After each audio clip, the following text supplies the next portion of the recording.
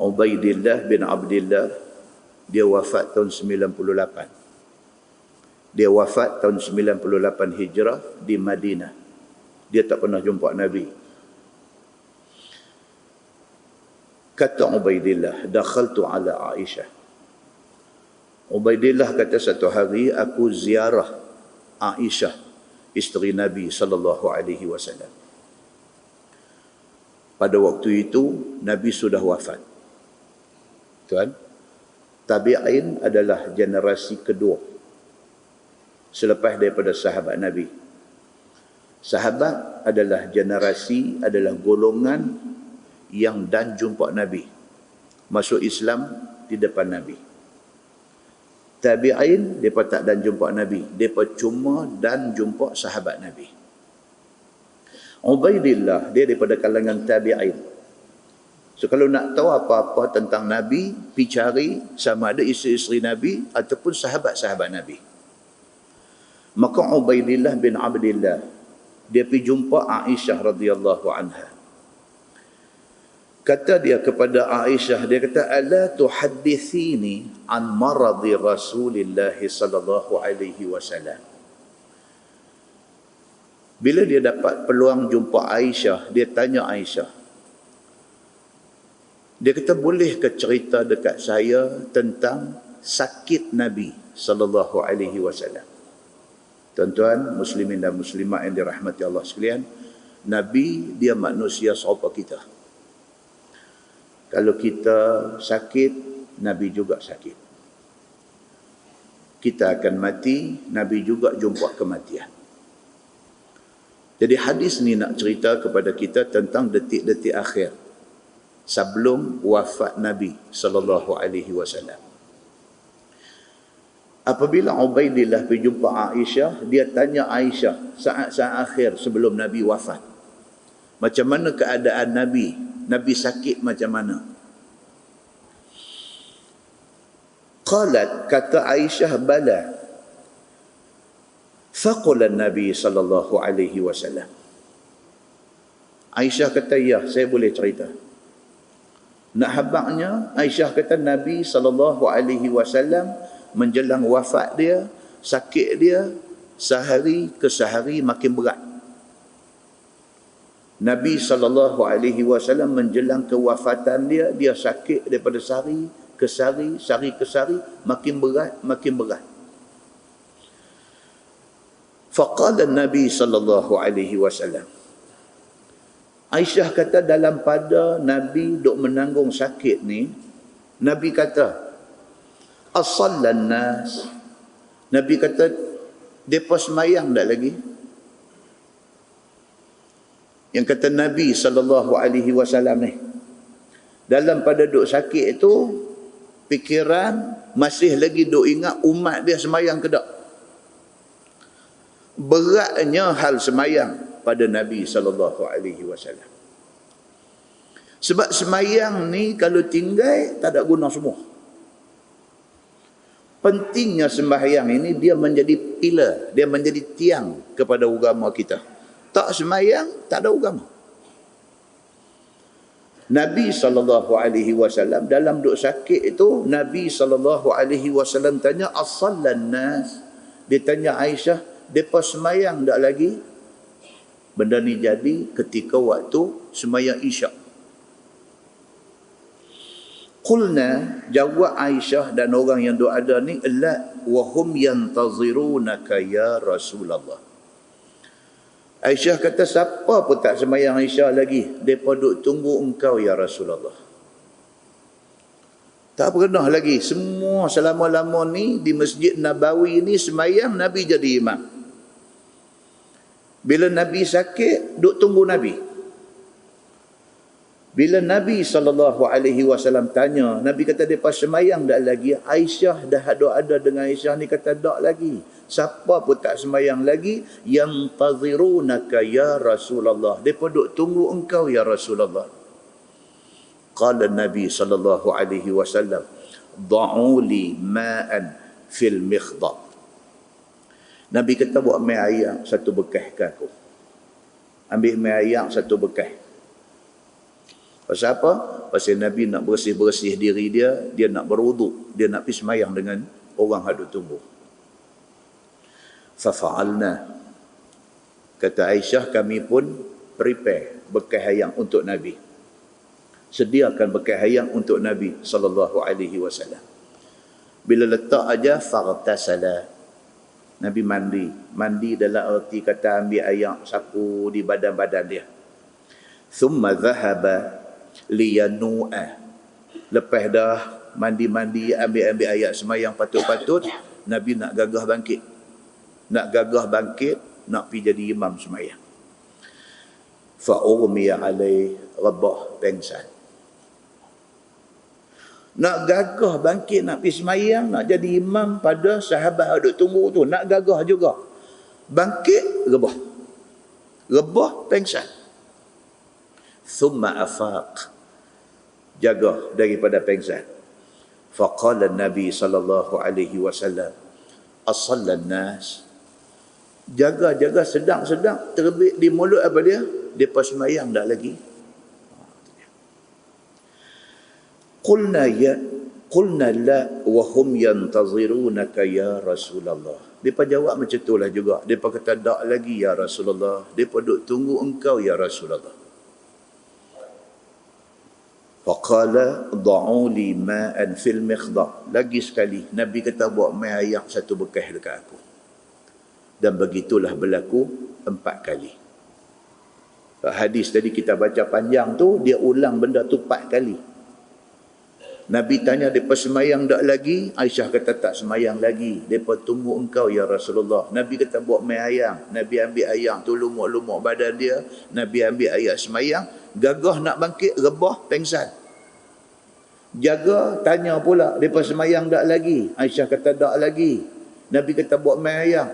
Ambil ayat semayang, nak gagah bangkit, rebah, pengsan 4 kali. Muslimin dan muslimat yang dirahmati Allah sekalian. Qalat, kata Aisyah, wan nas uqufun fil masjid. Aisyah kata yang orang ramai tu duk situlah, tak pi mana, duk tunggu di masjid, duk tunggu Nabi keluar mai nak semayang dengan Nabi sallallahu alaihi wasallam. Yantaziruna Rasulullah sallallahu alaihi wasallam li salatil Isya al-akhirah. Duk tunggu walaupun dah lewat dah Aisyah, duk tunggu Nabi sallallahu alaihi wasallam keluar mai sebab nak semayang dengan Nabi. Qalat, kata Aisyah, fa arsala Rasulullah sallallahu alaihi wasallam ila Abi Bakr an yusalli bin nas. Nabi SAW duk gagah tak boleh, duk gagah nak bangkit pi jadi imam tak boleh. 4 kali duk gagah, duk rebah, duk jatuh, duk pengsan. Nabi panggil satu orang. Nabi kata dekat dia, tolong pi cari Sayyidina Abu Bakar As-Siddiq. Suruh dia jadi imam, menggantikan saya. Fa'atahu Rasul, maka utusan itu jumpa Sayyidina Abu Bakar As-Siddiq. فقال إن رسول الله صلى الله عليه وسلم يأمرك أن تصلي بالناس. Tuan-tuan kena ingat, Sayyidina Abu Bakar As-Siddiq ni isteri ramai. Rumah dia banyak. Di antara rumah dia, kalau hari ni tuan-tuan pergi Masjid Nabawi, berbetulan dengan pintu Baqi', makam Nabi. Okay, kita pergi ziarah makam Nabi, kita nanti keluar pintu Baqi'. Pintu tu keluar, terus boleh pergi perkuburan Baqi'. Bertentang dengan pintu Baqi' tu, pergi balik sana tu, balik kanan tu, dia panggil Babus Salam. Pintu Salam. Sebelah tu, dia ada satu, dia panggil pintu Abu Bakar. Pintu Abu Bakar ni kita boleh kenal, dia lain daripada semua-semua pintu yang ada di Masjid Nabawi. Tuan-tuan duk biasa pergi umrah, pergi Madinah, pergi ziarah Madinah, saja pergi round tengok tempat-tempat ni. Pintu Abu Bakar ni dia rendah. Pintu lain semua tinggi besar, pintu Abu Bakar dia rendah. Dia ada macam satu bangunan di atas dia. Di situlah rumah Abu Bakar As-Siddiq. dikekalkan sampai hari ini. Itu salah satu rumah dia. Rumah dia yang pada hari Nabi SAW wafat, dia ada di rumah di Sunuh, dekat dengan Masjid Quba. Ada hari dia duduk rumah tu, ada hari dia duduk di Sunuh, dekat dengan Masjid Quba. Bila Nabi wafat, orang pergi turut dia ada di rumah sana. Pergi turut dia, pergi habaq dekat dia, kata Nabi dah wafat. Masa tu dia duduk rumah sana, dekat dengan Quba. Jadi hadis yang kita duk baca ni, Nabi SAW ambil seorang, suruh pergi cari Abu Bakar. Maknanya dia tak duduk rumah yang dekat dengan masjid Nabi. Dia duduk rumah mana? Wallahu a'lam. Wakil ni pergi cari Sayyidina Abu Bakar As-Siddiq. Bila dia sampai di sana, dia kata, wahai Abu Bakar, dia kata, ya'muruka an tusalliya bin nas. Dia kata, Nabi SAW suruh tuan jadi imam kepada orang ramai. Faqala Abu Bakar, wa kana rajulan raqiqan. Abu Bakar As-Siddiq, apabila utusan ni mai habaq dekat dia, kata Nabi suruh tuan pergi jadi imam ganti dia di Masjid Nabawi. Abu Bakar As-Siddiq, bila dia dengar macam tu, Nabi pilih dia untuk jadi imam ganti Nabi, dan kata hadis ni, wa kana rajulan raqiqan. Dan Abu Bakar As-Siddiq ini, dia satu orang yang raqiq, satu orang yang hati dia ni raqiq. Apa nak kata? Super sensitif. Raqiq, dia super sensitif. Hati dia ni lembut sangat. Hati dia ni, kalau dia baca Quran ataupun dia dengar orang baca Quran, dia menangis. Orang macam ni dia panggil rajulun raqiq. Hati dia tu. Bukan semua orang ada hati ni. Bukan semua orang yang apabila dengar hadis cerita tentang kewafatan Nabi, sebab air mata keluar. Bukan semua orang. Orang yang dapat hati macam tu, hati yang mudah tersentuh dengan cerita-cerita agama ni, ini orang pilihan. Abu Bakar As-Siddiq orang yang macam ni. Bila kawan ni pergi habaq dekat dia, ya Abu Bakar, Nabi minta engkau jadi imam ganti dia di masjid. Dia satu orang yang raqiq, orang yang hati lembut. Bila dia dengar macam tu, dia kata, ya Umar, salli bin nas. Dia kata kat Sayyidina Umar, dia kata, Umar, kamulah pergi jadi imam sembahyang kepada orang. Sebab dia tahu kalau dia jadi imam, tenggelam bacaan dia di dalam tangisan dia. Surah baca tu tenggelam dalam surah menangis dia. Dia tak boleh. Hati dia mudah mendidih. Yang kedua, Abu Bakar As-Siddiq, dia satu orang manusia yang cukup tawaduk. Orang kata dia layak, dia kata dia tak layak.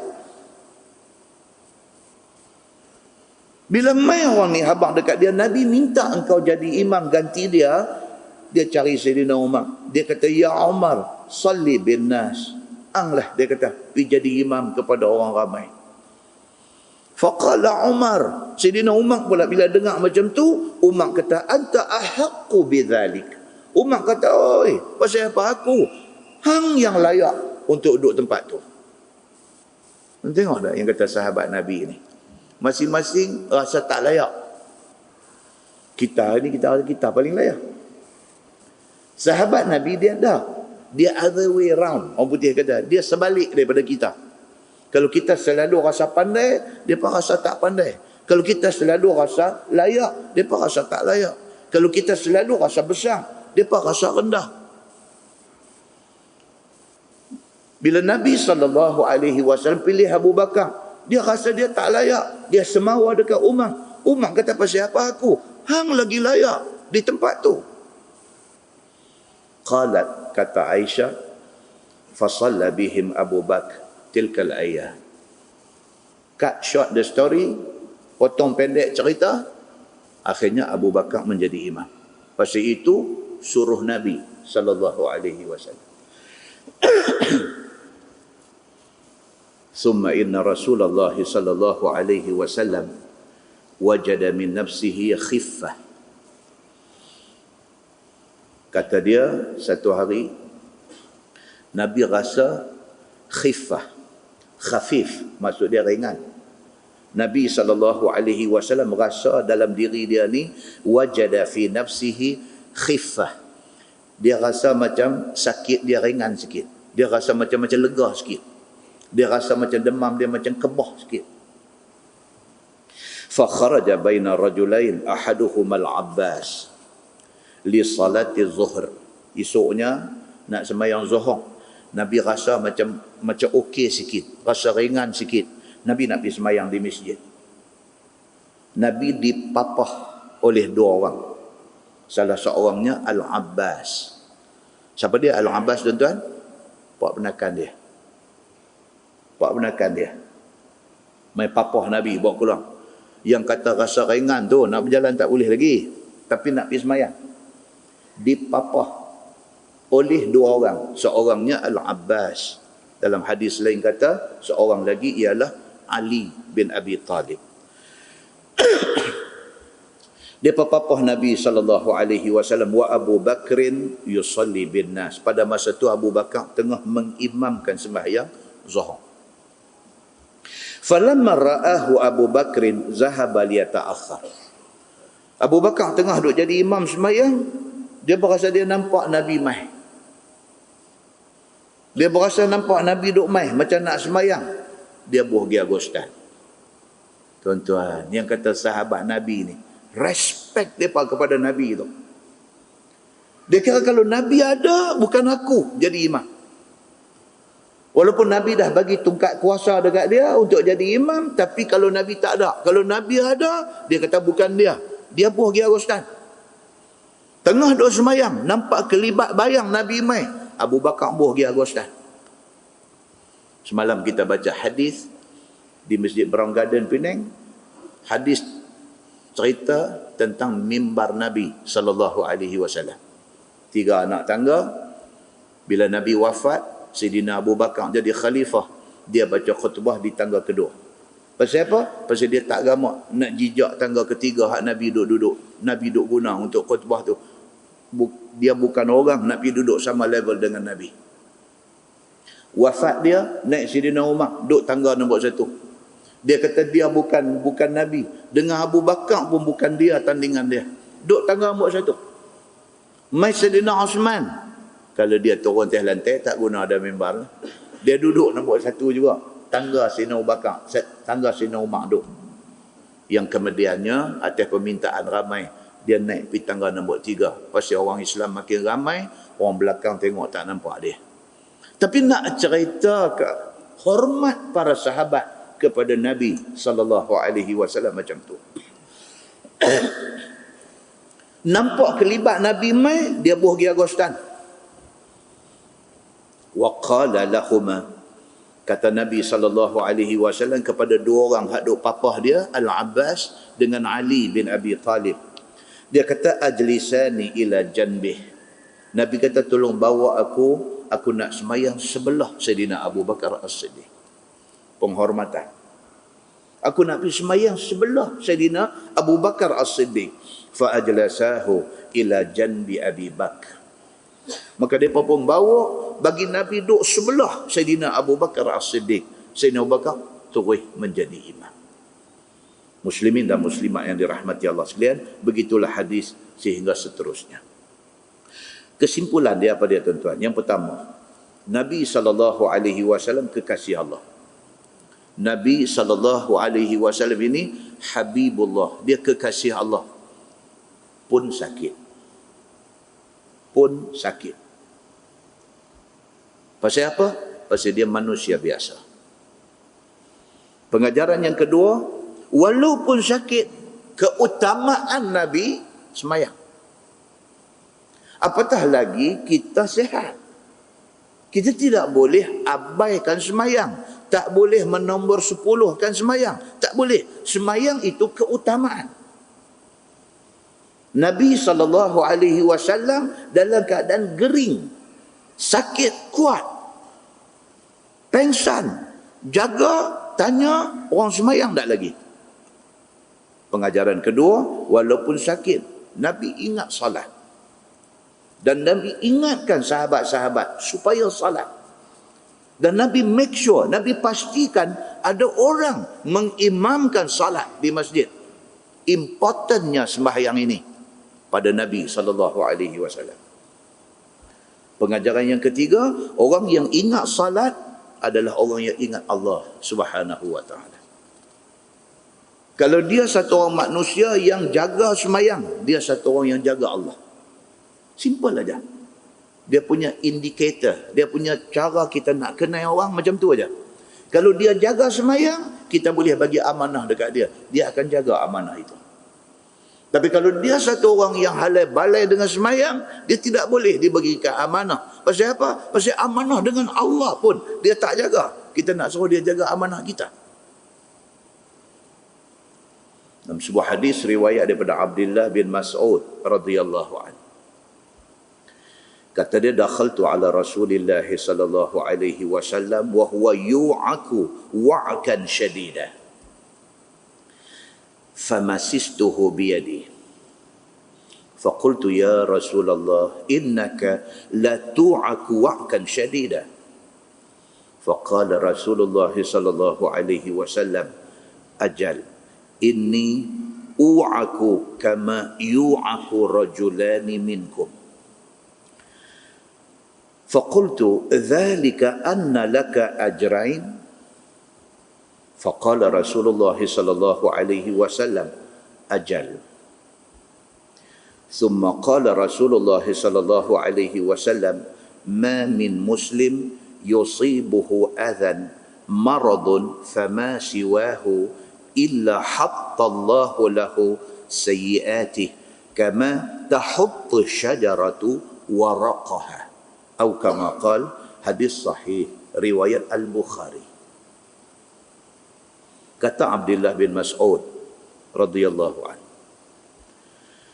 aku ziarahi Nabi sallallahu alaihi wasallam ketika Nabi sakit kuat. Wa huwa yu'aku wa'kan syadidan.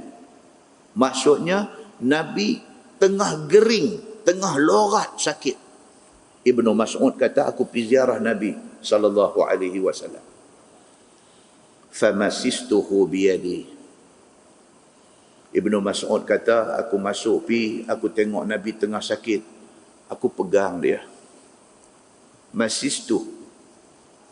Pi tengok orang sakit disuruh kita macam tu. Pegang dahi dia, pegang tengkuk dia, ambil tangan dia pegang. Dia rasa lega. Orang sakit ni dia sensitif. Orang tak main tengok dia, dia kecil hati. Anak-anak tak balik tengok, dia jauh hati. Kalau dia suami, bini buat tak peduli, dia tersentak hati. Sakit. Masa sehat, masa duduk cakap derai, masa apa tak apa, lebih kurang tak apa. Tapi bila dia main sakit ni, ya Allah. Minta anak-anak, main teman anak-anak kata tak boleh lah. Mak saya sibuk, ayat mata derai. Dia kecil hati. Maka Ibn Mas'ud apabila pergi ziarah Nabi SAW, Nabi tengah sakit kuat. Dia kata, famasistuhu biyadi. Aku pegang Nabi dengan tangan aku. Faqultu ya Rasulullah innaka la tu'aku wa'kan syadidah. Dia kata, ya Rasulullah, Tuan sakit kuat. Dia kata, pegang, tahulah orang sakit, pegang. Dia kata, Tuan sakit kuat. Faqala Rasulullah sallallahu alaihi wasallam ajal. Nabi kata, ya, saya tengah sakit kuat. Ni duk tahan sakit ni.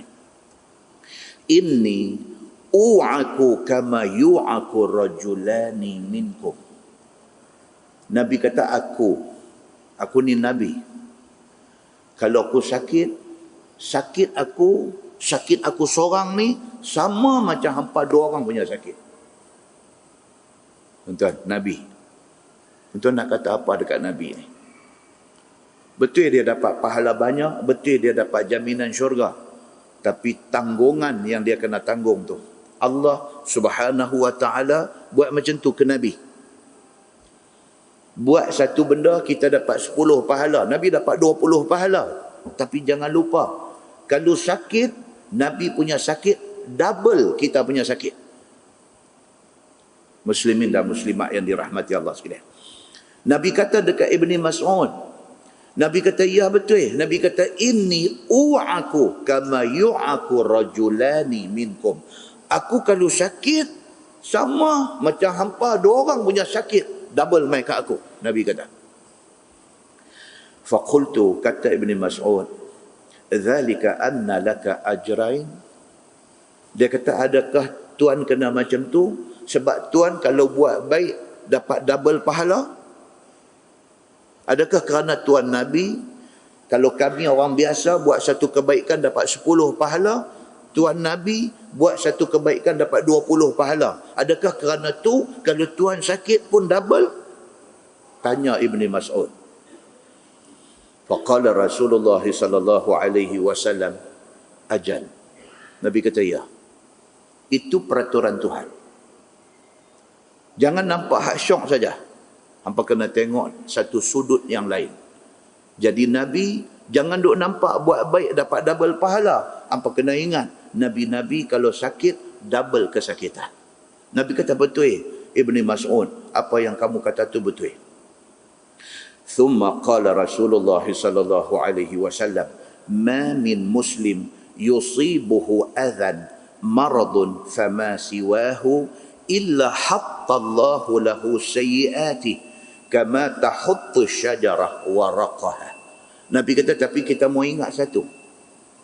Siapa yang Allah Subhanahu wa ta'ala bagi satu musibah menimpa dia, bagi satu sakit kena ke dia, kalau sekiranya dia sabar dengan ujian, musibah, sakit yang kena dekat dia, maka luruh dosa daripada dia seperti mana daun kering luruh daripada pokok. Nabi kata.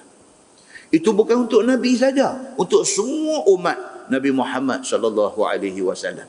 Siapa kena susah, siapa kena musibah, siapa kena bala, kalau sabar atas susah, atas sakit, atas musibah yang menimpa, atas sabar itu Allah luruhkan dosa daripada dia seumpama daun kering luruh pada pokok. Tuan-tuan muslimin dan muslimat yang dirahmati Allah sekalian, kita nak lari daripada musibah, tak payah. Sakit ni mainan dalam hidup manusia. Tapi kita boleh sabar kalau ditimpa apa-apa musibah. Kerana apa? Kerana kita mau ingat, sabar mengundang satu nikmat besar. Nikmat apa? Nikmat digugurkan dosa-dosa lampau yang ada dekat kita. Muslimin dan muslimat yang dirahmati Allah sekalian. Itu sebab dalam sebuah hadis riwayat daripada Ibni Umar radhiyallahu anhu, kata dia, lam yakun Rasulullah sallallahu alaihi wasallam yada' haula'i ad-da'awat hina yumsi wa hina yusbih. Allahumma inni as'aluka al-afwa wal 'afiyata fid dunya wal akhirah. Hadis sahih riwayat Ibnu Majah. Kata Ibnu Umar radhiyallahu anhuma, dia kata Nabi sallallahu alaihi wasallam pagi petang, pagi baik petang baik, Nabi tidak tinggal doa ni. Doa apa? Nabi doa, Allahumma inni as'aluka al-afwa wal afiyah fid dunya wal akhirah. Nabi minta, ya Allah ya Tuhanku, aku mohon kepadamu al-afwa, keampunan, wal afiyah, dan sehat dunia dan akhirat. Itu doa, kata Ibnu Umar, Nabi tidak miss. Pagi petang, pagi petang, pagi petang, mulut duirit benda tu. Nabi SAW minta, Allahumma inni as'aluka al-afwa wal afiyah fid dunya wal akhirah. Nak kena ulang lagi sekali ke? Simple, very simple. Allahumma inni as'aluka al-afwa wal afiyah fid dunya wal akhirah. Ya Allah, aku minta kepadamu. Ya Allah, aku mohon kepadamu, bagilah keampunan pada aku. Ya Allah, aku minta kepadamu, aku mohon kepadamu, bagilah sehat kepada aku. Pasal apa tuan-tuan? Pasal dengan kerana sakit, segala-gala jadi tak sempurna. Bila dia main sakit, segala-gala tak sempurna. Ibadat kita tak sempurna, aktiviti harian kita tak sempurna, segala-gala nanti jadi tunggang terbalik habis dengan kerana sakit yang kita tanggung. Muslimin dan muslimat yang dirahmati Allah sekalian. Tajuk yang kita nak baca pada malam ini ialah Abwabut Tib. Sambungan kita baca itu dah habis dah. Kita nak sambung insya-Allah saat lagi kita baca Abwabut Tib. Tib ni maksud dia apa? Tib, perubatan. Anak-anak tuan-tuan di Kedah ni ramai pi Mesir, pi buat kuliah tib, dia panggil. Kuliah tib maksudnya apa? Fakulti perubatan. Yang orang panggil tabib, daripada tib, perubatan, tabib, doktor. Yang duk berubat orang. Tabib. InsyaAllah kita nak baca. Pasal apa tuan-tuan? Pasal sakit ni satu benda yang tak boleh lari. Saya cek statistik orang yang kena kencing manis. Penyakit ni macam-macam. Kita ambil kencing manis. Satu penyakit yang sangat menakutkan di Malaysia hari ini. Tahun 2014. Kita start dengan tahun 1980. Ini yang recorded, dia kata, yang direkodkan oleh pihak Kementerian Kesihatan. Tahun 1980, Malaysia ada 40 orang ya yang berdaftar kencing manis. Tahun 1980. Bukan lama pun. Berapa tahun? Tahun 1980 dengan lah ni 35 tahun. 35 tahun yang lepas yang direkodkan pengidap kencing manis di Malaysia 40 orang. 2013, 2 tahun lepas, 16,000 orang. Nanti jangan lagi. Itu baru 2013. 2014, 2.6 juta orang. Boleh buat dah. Boleh buat dah. 16,000 orang jangan buat lagi. Pasal apa? Itu 2013. Setahun selepas itu yang direkodkan 2.6 juta orang di Malaysia mengidap penyakit kencing manis. Dan Malaysia duduk ranking nombor 1 kencing manis di Asia Tenggara. Dan duduk di ranking nombor 10 dalam dunia. Jangan dengar-dengar, oh mujung lagi, nombor 10. Mujung apa bendanya? 2.6 juta orang tahun 2014. Tuan-tuan, yang kata kencing manis ni, dia boleh bawa api sampai jadi sakit yang terpaksa kena ambil dialisis. Start dengan kencing manis. Tak jaga, ni tajuk saat lagi kita nak baca insya-Allah. Dia masuk tajuk tu, dia kata apa? Dia nak abang kata dalam bab perubatan dalam Islam ni, penyakit paling mujarab, ubat yang paling mujarab kepada segala penyakit ialah pantang. Dia kata pantang, bukan pantang tengok, pantang makan. Kalau kita ada sakit ni, apa yang nak kena pantang? Pantang betul-betul. Itu ubat nombor 1 untuk segala penyakit. Saat lagi insya-Allah. Tapi nak habang kata orang yang kena kencing manis tak jaga, kencing manis dia jadi kronik, jadi makin teruk, yang akhirnya merosakkan buah pinggang dia, yang menyebabkan dia kena pergi buat rawatan dialisis. Rawatan dialisis ni kos dia paling murah kalau buat keluar duit poket, sebulan RM3,500. Sebulan RM3,500. Tu cerita pergi cuci seminggu 3 kali. Sebulan mau letak tepi RM3,500 kalau kena kencing manis. Itu baru pi duduk di bangku tu untuk dialisis. Belum masuk lagi kos rawatan, belum masuk lagi kos ubat, belum lagi ambil kira tekanan perasaan yang kena kepada orang yang kena kencing manis yang sampai kena buat dialisis. Tekanan perasaan. Tuan-tuan, ni yang kata sakit ni, tajuk yang nak baca sekali lagi ni. Yang kata sakit ni, dia boleh menyebabkan kita jadi tension. Tension macam mana tuan-tuan? Pasal sakit nak kena bawa keluar duit. Tension dia pasal apa? Pasal duit simpanan kita nanti habis sekelip mata.